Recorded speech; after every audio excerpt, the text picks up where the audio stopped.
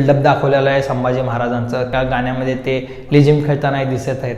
आता संभाजी महाराजांना लेझिम खेळताना डान्स करताना दाखवून हे बऱ्याचशा लोकांना आक्षेपार्ह वाटलेलं आहे। पण मित्रांनो, चित्रपट हा कधी खरा नसतो, त्यामुळे चित्रपट हा बऱ्यापैकी खऱ्या घटनेपासून प्रेरित असतो, तो पण खरा नसतो, तो क्लोज टू रियालिटी असतो, पण इट इज नॉट रियालिटी। कारण की एकदा चित्रपट हा झालेला असतो भूतकाळामध्ये, एक सीन घेतला, एक शॉट घेतला म्हणजे तो भूतकाळ झाला, त्यामुळे तो खरा असू शकत नाही। त्याच्यामुळे चित्रपटांना एक अनुभव म्हणून घ्या, एक एक्सपिरियन्स म्हणून घ्या, त्याला सिरियसली घेऊ नका। पुढे असं दिसतोय की औरंगजेब म्हणजेच अक्षय खन्नाने जे औरंगजेबचं पात्र केलेलं आहे, तो त्यांना पकडण्याची भूमिका घेतो आणि आपल्या वेगवेगळ्या सरदारांना बोलून संभाजी महाराजांना पकडून आणण्याचा आदेश देतो।